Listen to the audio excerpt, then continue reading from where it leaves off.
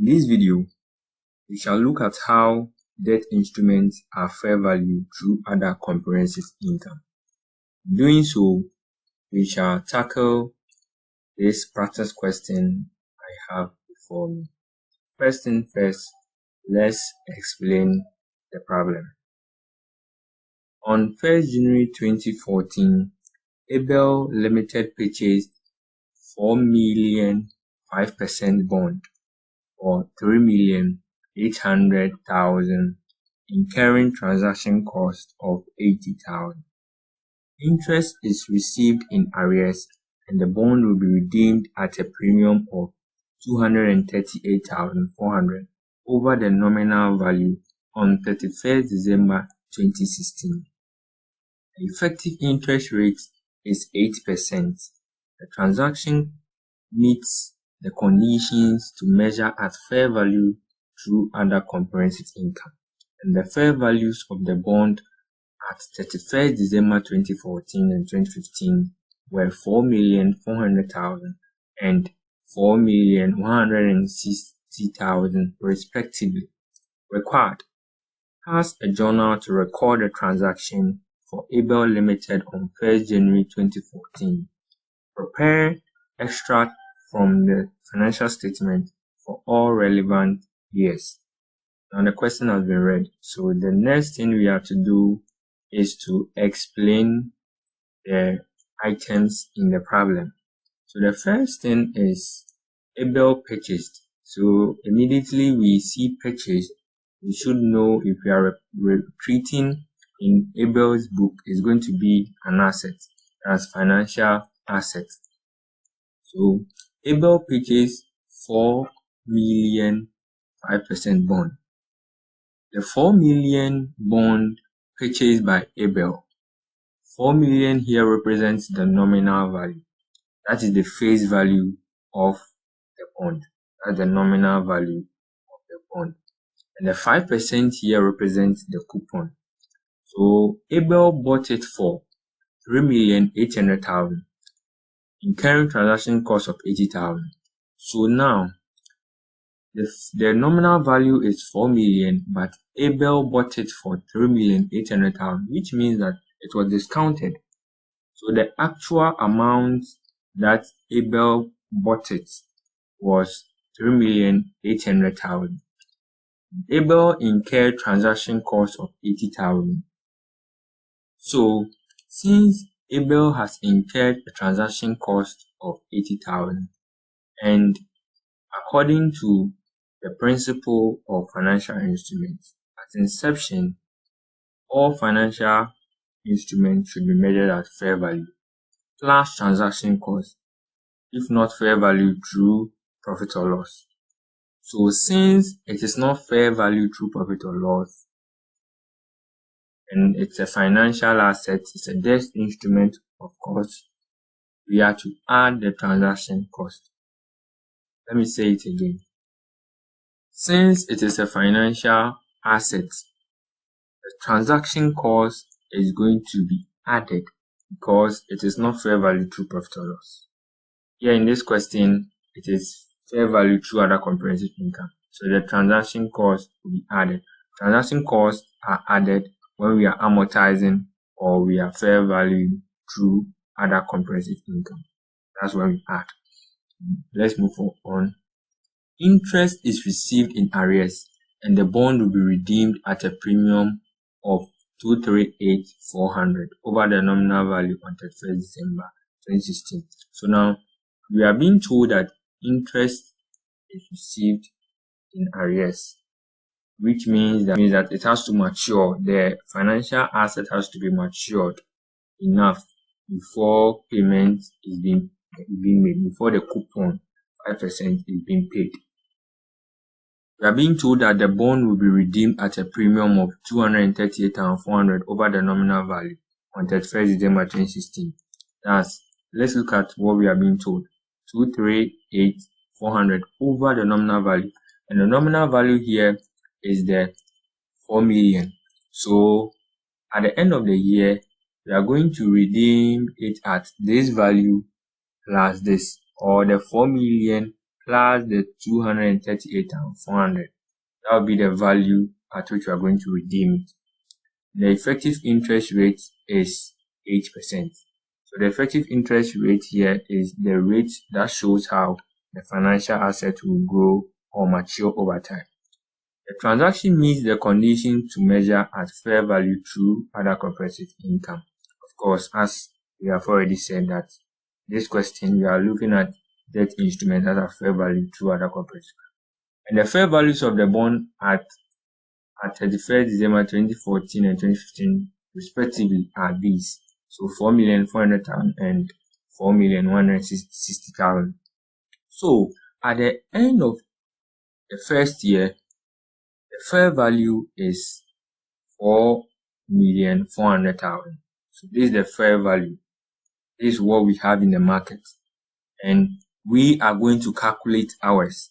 And when we are done, we compare it with the fair value to see whether there are gains or losses.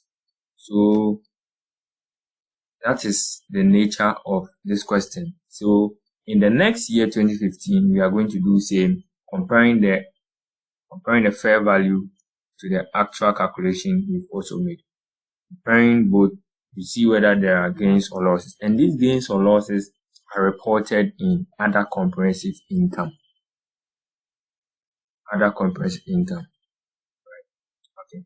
So let's get into the question. So we are being told that we should pass a journal to record the transaction for Able Limited on 1st January 2014. So Able Limited is going to record the fair value, that is 3,800,000. That's the fair value of the assets and the transaction cost of 80,000. So at inception,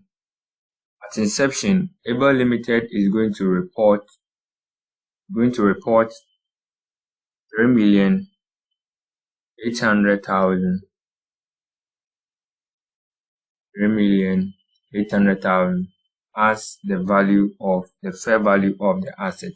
So we debit financial asset 3,800,000 and credit cash or bank. Right, that's 3,800,000. So being financial asset purchased. And so this is what we report at inception, that's the fair value. And then the transaction cost has to be reported as well. So we debited financial asset bond 3,800,000. That's this value. Reported this. So we need to report the transaction cost as well. So the transaction cost is 80,000. So 80,000 debit financial assets. Debit financial assets and credit cash or bank. Okay, that's the transaction cost that has been incurred. We paid out of cash.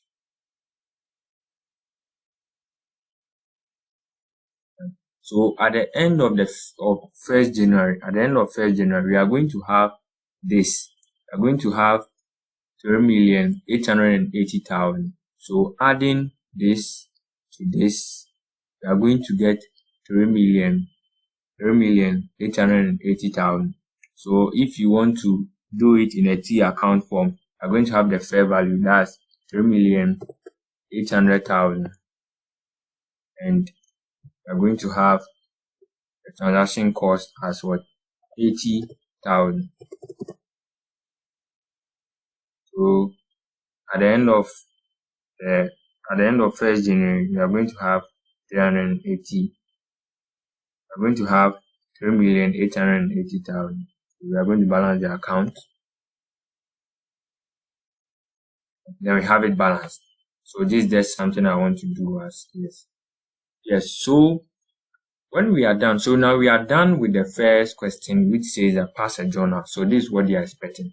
So you can do it. You can add this to this and report it together. But we just want to show it each transaction that went on. You get it?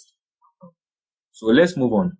So at inception, on the 1st January 2014, opening balance of financial assets, we are going to have 3,880,000.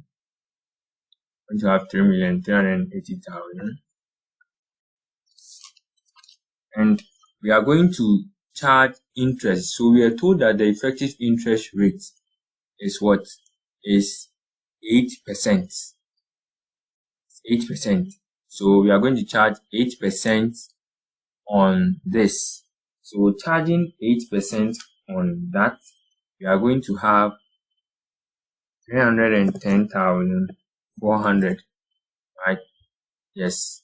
And the coupon or payment, right? Cash received. So since it's a financial asset, since it is a financial asset, it's going to be cash received or payment received, right? So whichever case it will be, it's going to be a deduction, and 5% on the face value. So let's also bear in mind the payment is charged on the face value of the asset, not the fair value. Charged on the nominal value, not on the fair value.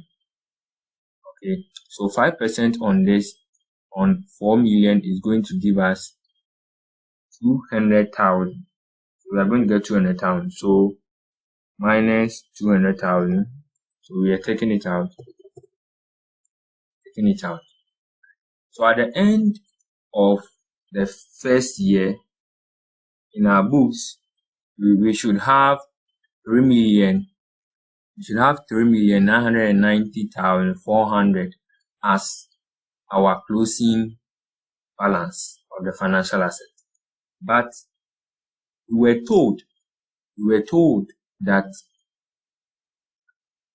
the transaction meets the condition to measure at fair value through other comprehensive income and the fair values of the bonds as at 31st December 2014. So at the end of 2014, the fair value of the financial assets is 4,400,000. 4,400,000. Right? So we are going to compare this value with this value. So let's report here 4,400,000. 4,400,000. And then the next thing we are going to do is to compare. So the difference between this and this is going to give us 409,600. Right? That's the difference between these two. And the difference will be a gain or a loss. So now let's see. Since it is a financial asset, in the books of ABL, if your financial asset increases, when asset increases, it's a gain.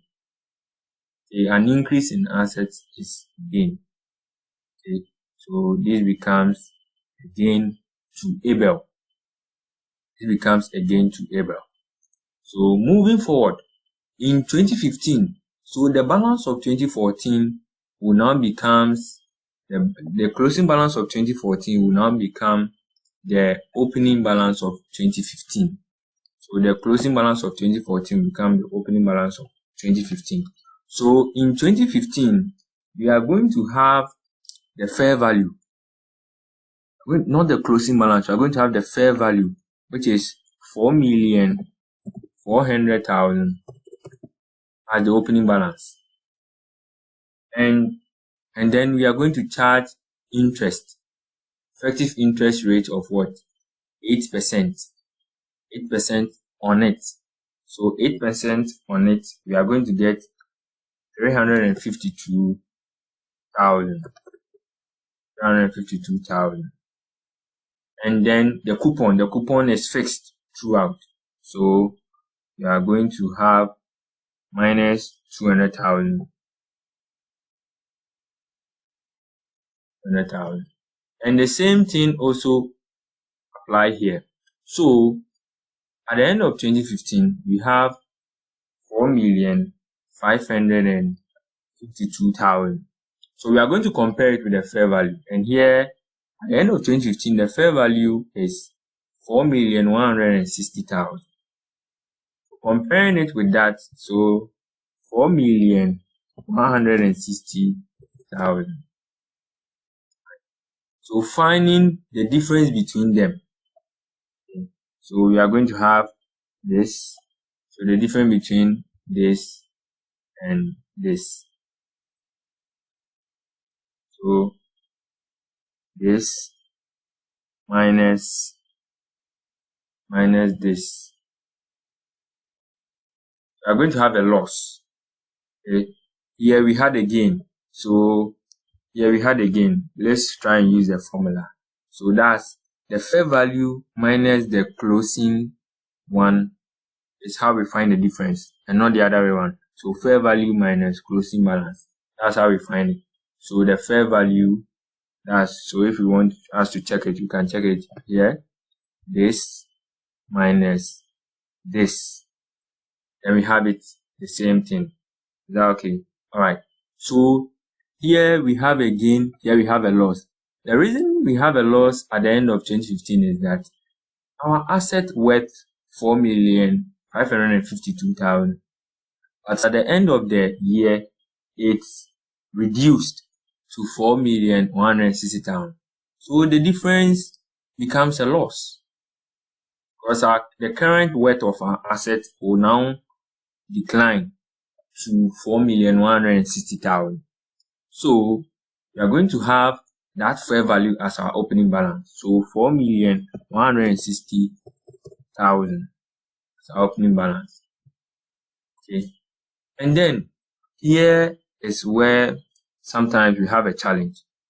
The reason is that since the asset is going to be redeemed, there shouldn't be any closing balance here.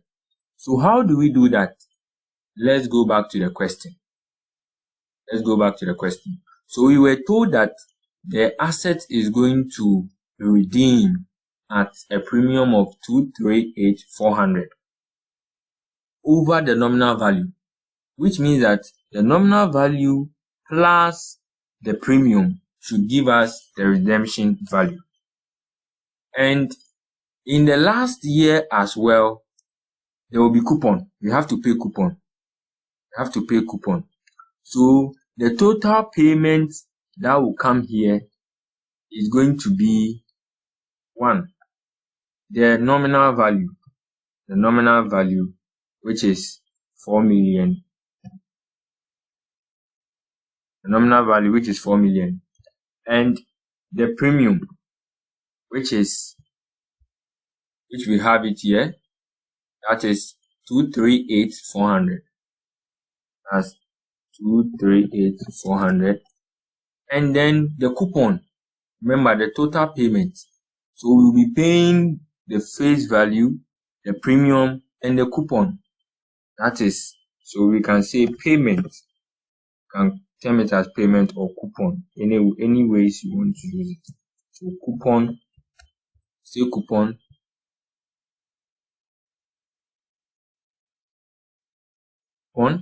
Which is 200,000. So here, this is what we are going to have. Summation of all these. So the summation of these is going to give us the coupon. So let's find the summation of all this.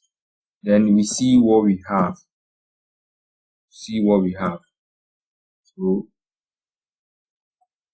So the total payment is going to be 4,438,400. So that will be the total payment that will be made in the year 2016. So minus 4,438,400. This will be our payment. So now, when you have finished calculating your payment, then this difference here, we report it as the effective interest rate, because at the end of 2016, we shouldn't have any closing balance. So we are going to have 278,400, so that we have a balanced account. So we are not going to report any difference here. So if we had followed the normal trend that we were doing, finding 8% on 4,160,000. Realize that if you find 8% on 4,160,000, it will be more than 276,400, which in effect will create a balance here. But the asset is being redeemed. So how do you fix that problem? So this is how we do it, right? So we are going to report it. So finance income, since it's a financial asset, any effective interest rate is an income. So we are going to report all of them. So all these interests here are going to reported here. So we are going to have 310,400 on 2014, in 2014, and in 2015 we are going to have 352,000, and in 2016 we are going to have 278,400, right? So that's income. We are done with that one. And in other comprehensive income, so this is where the focus is, because we are dealing with debt instruments that are fair value through other comprehensive income. So under the other comprehensive income, fair value gain or loss, to report our gain, that is 409,600. Then we report our loss, that is into brackets 392,000. And we reported the loss. Is that okay? All right. So having done that, let's go to the statement of financial position. So in the statement of financial position, we're going to report the fair value. Fair value will be the closing balance of the financial assets. Fair value will be the closing balance of the financial assets. So in 2014, we are going to have 4,400,000. And in 2015 too, we are going to have 4,160,000. And in 2016 it has been redeemed, so we have nothing. All right, we have nothing. So let's put that there. It seems the formula doesn't accept that. Yes. And other components of equity. So these gains, that remember, other comprehensive income, anything we report there is an equity item. So we put it in other components of equity. So other components of equity will have a fair value gain in 2014 as a balance of 409,600. Then in 2015, since other components of equity, it is a cumulative account, a loss meeting a gain meeting a loss, the balance here is going to be reduced. All right, so the balance here in 2015, other component of equity, we are going to have the summation of the two, the loss and the gain. So we're going to have this, so this plus this, right? And we are going to get 17,600. So 17,600 becomes the balance of the fair value gain, right? Because we had a previously gain and now we're having a loss. So the net of it becomes, we are still having a gain of 17,600. So now in 2016, we are to do something with this fair value gain. So it will be at the requisition of the company or the entity to do something with it. Now that the asset has been redeemed, the entity would have an option to either transfer this gain into the retained earnings account or maintain it in other components of equity. Thank you very much.